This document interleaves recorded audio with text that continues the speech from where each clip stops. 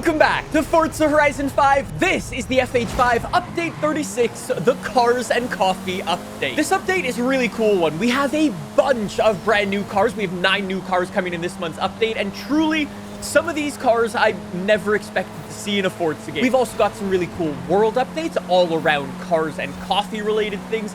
And as per usual, we also have a sneak peek of what's coming next month. And I want to make some fun predictions. Real quick though, you guys loved it when we did this last month, so we're gonna bring it back, but only for the next 48 hours. When you order 2 packs of stickers on the AR12 store, you can get a 3rd pack completely for free. You can make and customize your own bundles, so if you want to grab some PI stickers and some car stickers and then grab some skill issue stickers completely for free, you can do that. The discount gets applied automatically to your cart, so just go onto the website, find what stickers you like, and go grab them. You only have 48 hours to grab this deal though, so don't wait too long. Anyways, let's start things off with the festival playlist. We have some seriously cool cars that we need to talk about. We're gonna start off with like the hero car. That's the car that requires you to go and get 80 points in the festival playlist throughout the entire month. And then we'll jump into each car from each individual week. Those require you to get 20 points in the festival playlist during their respective week. And this month's hero car is this thing. This is the 2017 Aston Martin Vanquish Zagato. I'm not gonna lie, I actually have no idea why this is like the hero car for this month's update, because it's the only car that has been copy-pasted over from previous Forza games.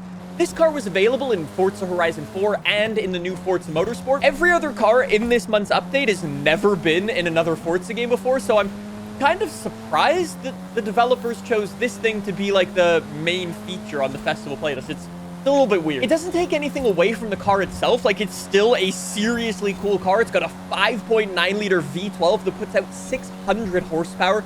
They are unbelievably rare cars in real life. I guess we should jump into the new cars though. In week number 1, you can unlock this thing, the Lamborghini Aventador Ultimate. This is the last Lamborghini Aventador ever made. It is the most powerful Lamborghini Aventador ever made with 769 horsepower. It's the fastest Lamborghini Aventador ever made that can do 220 miles an hour. It's essentially a Lamborghini Aventador SVJ minus the big rear wing and all of like the other aero-y bits. These things are also unbelievably rare. Since it was the final Aventador that they would be making, Lamborghini only made 600 of these things for the entire world. Well, that was until 15 of them actually fell off a boat as they were heading off to make their delivery in North America. So Lamborghini had to make 15 more of them for all of those clients. So there are 600 in the world, but there's also 15 of them at the bottom of the Atlantic Ocean. So if you're a scuba diver watching this video, do with that information as you wish. If we move on to week number 2, though, we get into a car that I've actually never heard of before. This is the Volkswagen SP2. It's a sports car that was made by Volkswagen Brazil back in the 1970s. Back in the 1960s and 70s, Brazil basically stopped importing cars from other countries. So car companies basically had to go to Brazil, set up new factories, and make cars there. And that's where this thing was made. Only 10,000 of these things were made for Brazil. I have no idea how many of them still exist today. I don't know if it's just me, but I absolutely love the look of this little thing. Not to mention, it's also got a really cool little engine. It's got a 1.7 liter H4 engine that puts out 64 horsepower. It can do 100 miles an hour fully maxed out. Let's move on to week number 3 though, and this thing. This is the 2022 Mazda MX-5 RF. In Forza Horizon 5, we've already got an ND generation of Mazda Miata, but this one, since it's from 2022, has the 2018 refresh and updates from the 2021 model year, so this one should look a little bit different and drive a little bit different to the MX-5 that's already in the game. Not to mention, this is also the RF model, which is actually the model that I worked with Mazda to help promote a couple of years ago when this thing came out. The RF stands for Retractable Fastback, which is like the hardtop convertible version. And if you ask me, I think this is the version that I would buy personally. I wonder if in Forza Horizon 5, we're going to get any fun customization for it. In real life, you can kind of go crazy modifying your MX-5, so we might have some wide bodies, we might have some cool engine swaps. I don't know. We're going to find out during week number 3. Last but not least, though, week number 4 in the festival playlist, you can unlock this thing, literal thing, the 1973 Volkswagen Thing. And yes, it is finally here. I've been a fan of these things forever. I mentioned going to Volkswagen meets. Back in the day, I used to take my VW R32. One of my favorite cars that I would see at those shows were these VW Thing. If you're wondering, that is the actual name. It is called the Volkswagen Thing. And I'm not gonna lie, it's also probably pretty fun to drive. It's rear engine, rear wheel drive, and it only weighs 2,000 pounds. We won't talk about the engine. We can gloss over that. It's basically a 911 is what I'm saying. I really, really like this thing. So those are all 5 cars that you can unlock this month in the festival playlist.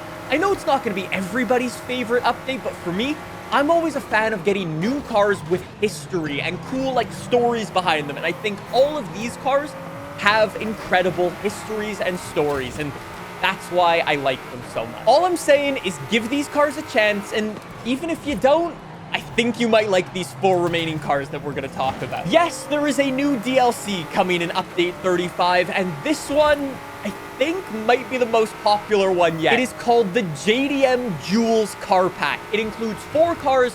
It costs $5. Let's jump into these cars. This is the 1991 Toyota Serra, and this car has a story. This is a proper little JDM car. Only 15,000 of these things were made for Japan. They're a 2-door hatchback, unlike any hatchback you've ever seen before, because this thing has butterfly doors. And I'm not even joking when I say it. This car inspired the McLaren F1. Gordon Murray saw this car, and when he was designing the McLaren F1, took a ton of design inspiration. McLaren F1 has butterfly doors. Specifically, take a look at the windows on this car and compare them to that of the McLaren F1. They're nearly identical. Okay, maybe not in like size and shape, but with that like double window design, Gordon Murray got that idea from this car. Anyways, if you're a fan of off-roading JDM icons, you're probably gonna like this thing, the 1997 Mitsubishi Montero, or as you probably know it, the Mitsubishi Pajero. Yes, it is here. It's also called the Nissan Shogun. It's got a whole bunch of names depending on where you live.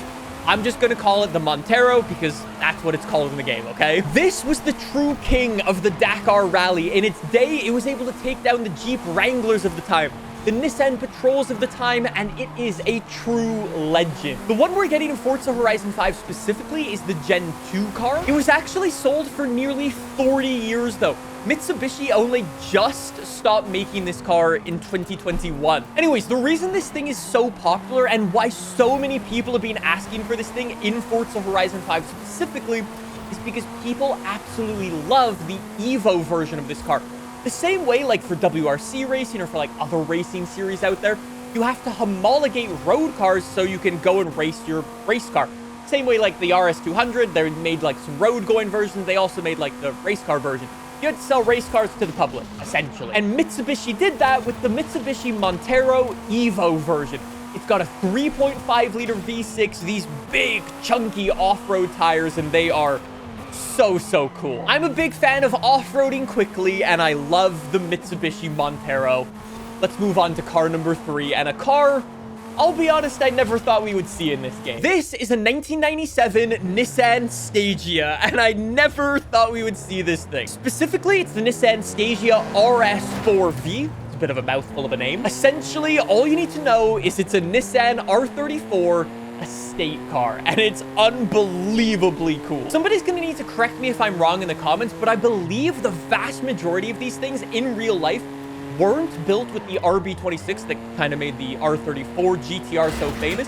I think the majority of these things were built with RB25s. There were a couple of them built with RB26s, but they're super rare. The reason I say that is because usually in Forza Horizon games, we get like the highest spec, highest trim model one, which would be an RB26, but I've got a sneaking suspicion that this is going to be an RB25 one. But anyways, I guess we'll find out tomorrow when this thing actually comes out in Forza Horizon 5. So we'll answer that question soon. Again, though, what was really cool about this thing is Nissan made it all the way up until 2007. So you could get basically a Nissan R34 looking car in 2007, which is just crazy to think about. And if you ask Nissan, they'll tell you they actually never stopped making it. They just swapped it over to a new model called the Nissan Skyline Crossover, which I know sounds pretty cool until you look one of them up and you find out it's actually an Infiniti EX35. The fourth and final car that you can get in this JDM Jewels DLC pack is this thing, the 1993 AutoZam AZ1. I promise you, this is the weirdest little car you've seen today. Back in 1993, it was built by Mazda under their AutoZone brand. It's essentially a Mazda, this thing,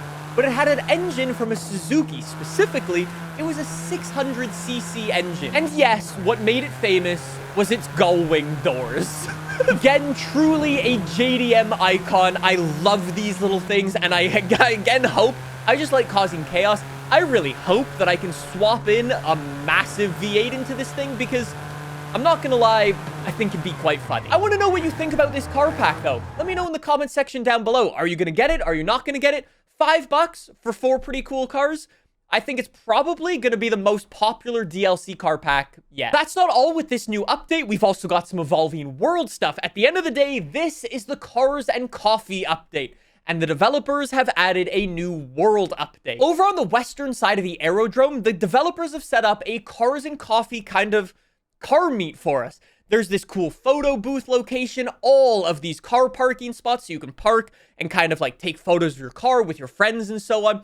And there's also some cool lighting that goes on when the sun sets. To go along with this new location that you can go explore in the open world, the developers are also adding all of the props that make up this area into the event lab. So if you want to go and mess around with any of like these walls or barriers or ramps, you can do that as well. Last but not least, the developers also gave us a sneak peek of what's coming next month. All they gave us was the title, and it's called the High Performance Daily. There's gonna be some pretty cool cars dropping in that update. What is coming? I do not know. Feel free to make your predictions in the comment section down below. Thanks for watching. I'll see you next time.